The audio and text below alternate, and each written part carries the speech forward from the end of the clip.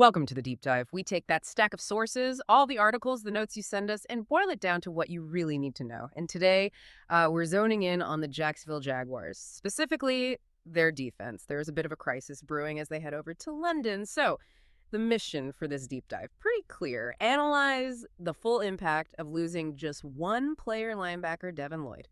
Look, the Jags are dealing with some real adversity right now. They just lost, 2012 to Seattle in week 6? Yeah, a tough one.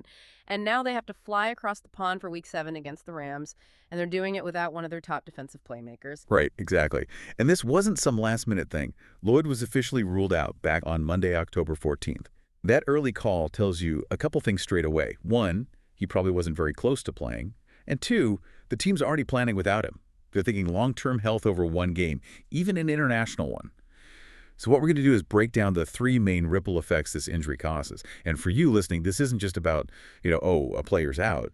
It's about seeing how one guy's role really dictates strategy, creates opportunities, the whole domino effect. Let's start with maybe the biggest worry, turnovers, or the lack of them recently. Will that get worse with Lloyd sidelined? Okay, yeah, let's unpack that, because the sources we looked at paint a really stark picture here, like night and day. The Jags started the season. I mean, it was an unbelievable tear, right? Yeah. Tell us about that opening stretch. Oh, it was wild. They forced 13 takeaways in just the first 4 games. 13. To give you some context, the sources called it one of the best runs of the century in terms of defensive turnovers. Yeah. I mean, that kind of pace is just Historic. literally. Exactly. It shows what they can do. But, well, it's hard to keep that up. Right. Which makes the recent slump feel even more jarring, doesn't it? Like hitting a wall. It really does. If you look at just the last 2 weeks, that's 8 quarters of football. They've managed just one takeaway. Just one. Wow. Yeah, one. And if you dig into who actually made that play happen, Let me guess. Devin Lloyd. Devin Lloyd. He's been called, a key cog, or maybe even the key cog in that whole turnover machine they had going early on. So what is it about him specifically? Why does his absence hit the turnover numbers so hard? It's not just luck. No, not at all. It's his skill set. The sources highlight a few things. He's got really good ball skills, which is crucial. He consistently flies to the ball carrier, always around the pile. That increases chances for forced fumbles, tips, interceptions, you name it. And coverage-wise, he's been one of the better linebackers in the league this year. He just disrupts things. And we saw that recently. That one takeaway in the last 2 weeks, it wasn't some minor play either. It was that massive 99-yard pick six against the Chiefs. Exactly. A game changer. He just has that instinct, that nose for the football. Okay. But, this brings up the tough question for Anthony Campanile, their DC. If the ball just doesn't seem to find him because he's not on the field, Yeah. does the defense's whole ability to force those big plays just stall out? How do you replace that knack? Right. Do you try to manufacture it, blitz more maybe? But that has risks. Huge risks. More pressure can mean more sacks, sure, but it can also mean giving up huge plays if you guess wrong. Or do you play it safer? Drop more guys into coverage, try to prevent the big game, but maybe accept you won't get as many turnovers. Lloyd's absence really forces their hand strategically. It's a compromise they probably don't want to make. It makes sense. But let me push back just a tiny bit here. Turnovers come and go for every defense, right? Is this recent drought really all down to Lloyd being maybe less impactful before the injury, or are there other things like pass rush issues, tackling? That's a fair point. Yeah. It's rarely just one thing. The turnover drop is likely systemic to some degree. Teams adjust. Maybe the early schedule was favorable. But losing Lloyd is like pouring fuel on that fire. He's the guy who often turned those maybe plays, those 50-50 balls, into actual takeaways. Without him, the defense probably looks more like they did before the season started. Solid, but maybe lacking that decisive playmaking spark. His presence allowed them to gamble a bit more defensively, and those gambles were paying off big time now. Those same risks feel a lot scarier. Okay, so losing that playmaker is definitely a blow, especially heading to London. Grim news. But maybe there's a sliver of good timing here. Let's talk about the calendar, the timeline for managing this injury. Yeah, the timing is absolutely critical. Ruling him out so early, on Monday before they even flew out, that speaks volumes. It confirms they're playing the long game here. Think about it, international travel. It's tough on healthy bodies. For someone nursing an injury, that long flight, the time changes. It just adds stress, potential inflammation. It slows down healing. So keeping him home, it's the smart strategic move. And the reason they can make that smart move, the silver lining here, is what's coming up in week 8, the bye week. Right. That gives them a whole extra week, basically free recovery time. If there wasn't a bye after this Rams game, you have to think there'd be way more pressure to maybe rush him back for week 8, maybe risk making it worse. Precisely. The bye week is huge here. It allows them to reset the clock. The entire focus now shifts to week 9, getting him ready for week 9. And, importantly, it's not just about getting him back on the field eventually. It's about having him ready for a really crucial stretch of games right after that bye.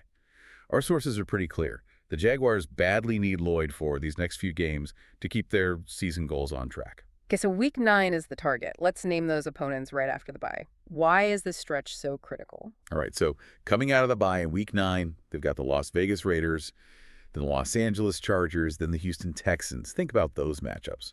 Raiders and Chargers. Those are key AFC games, potential wildcard tiebreakers down the line. But that Texans game, that's massive for the AFC South race.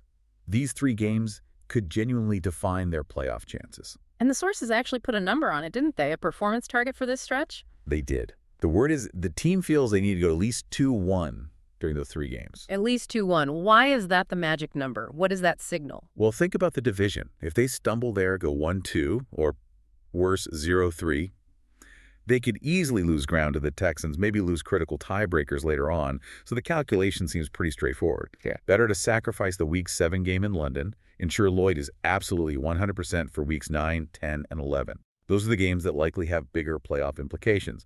It connects his health directly to their big-picture strategy. Makes sense. Okay, so we've hit the turnover issue. We've hit the strategic timing with the bye week. Let's move to the third key ripple effect here. Opportunity. With Lloyd out, the spotlight swings, right, and it lands squarely on linebacker Ventrell Miller. Yeah, this is a massive opportunity for Ventrell Miller, a huge spotlight. He's going to get his first start under this specific coaching regime. And let's be clear who he's auditioning for. It's Anthony Campanile, the DC, and Liam Cohen, who coaches the linebackers. These are the guys shaping that position group moving forward. And Miller's not coming in totally raw, is he? I remember he was rotating in earlier in the season. That's right. He actually rotated quite a bit with Lloyd during the first couple of weeks. He showed some flashes.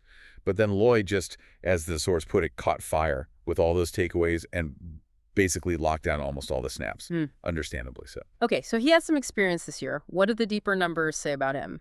Any analytics stand out? Well, yeah. According to Pro Football Focus, looking at linebackers who played at least 50 snaps this season, Miller currently grades out as the 12th highest. That's pretty impressive for a rotational guy. 12th, okay. That's definitely notable. So he's performed well in limited action. Exactly. It suggests he's more than just a warm body out there. But we need to look at where he excels, especially thinking about this Rams matchup. Right. Give us the specifics. What's Miller good at? How does that compare to Lloyd? So the data points towards run defense as Miller's main strengths right now. His run stop percentage, quite high. Actually, significantly higher than Lloyd's, whose real strength, as we discussed, is more in coverage, zone drops, that kind of thing. Okay, interesting. So against the Rams, they like to run the ball, set up play action. Precisely. So maybe, just maybe, plugging Miller in this week could actually help shore up what's been a sometimes shaky run defense for the Jags. Even if you lose some of Lloyd's coverage ability downfield, you might gain some toughness against the run. It's a different flavor of linebacker. Huh. So it's not necessarily a pure downgrade, but more like a tactical swap, a defensive shift for this specific game. Could be. It's a fascinating angle. It means this injury, for Week 7 at least, forces them to play a slightly different style, one that might even match up okay against LA. Okay, but let's talk long-term stakes for Miller. This isn't just any game. It's London. National TV slot, filling in for a star. The pressure's on. Immense pressure, but also immense opportunity. The sources are pretty blunt about it. If Miller plays well in this game, he earns himself strong consideration for a larger role in the future. This is his chance to really show the new coaches what he brings to the table when the lights are on. If he can handle the communication, the assignments, maybe make a play or two, and hold up well against the run, he might not just go back to being a spot player when Lloyd returns. He could carve out a much bigger slice of the defensive snaps going forward. So the potential flip side for Lloyd is his replacement plays so well that the coaches have a tough decision to make later. That changes the whole linebacker room dynamic. That's exactly the scenario. It's the kind of opportunity that backup players dream of. He gets a chance, maybe just 1 week, to prove he belongs in a more significant role. It could alter his career path. And for the Jaguars, finding reliable, quality depth at a key spot like linebacker, that's invaluable. Okay, let's pull this all together then. We've looked at turnovers, timing, and opportunity. What's the synthesis here? Yeah, wrapping it up, we've really identified 3 core things stemming from Lloyd's injury. First, there's that immediate challenge. How does this defense create turnovers without its main catalyst? That's a big question for Week 7 and beyond. Second, the timing is actually maybe fortunate. That Week 8 bye provides a crucial strategic buffer. It lets them prioritize getting Lloyd fully healthy for that critical 3-game stretch post-bye, the one they need to go 2-1 in. And third, his absence throws a massive spotlight on Ventrell Miller. It's a high-stakes audition. He gets a chance to prove his worth, potentially shore up the run defense against the Rams specifically, and maybe earn a permanently larger role. Right. And when we talk about Lloyd's impact, that ability to be around the ball, I remember that fumble recovery he had against the Texans back in September. It just always seems to be there. So when a key piece like that steps out, the real test isn't just if the team can get by for a week. It's about who steps up. And the lingering question for you, the listener, to think about is this. Could Ventrell Miller's 1-week performance against the Rams be good enough to change his job description permanently? The Jaguars might have lost their turnover engine for a bit, but maybe, just maybe, they gain a more reliable partner for him in the long run. That's the unexpected upside we'll be watching for. That's the core takeaway, absolutely. The deep dive is complete.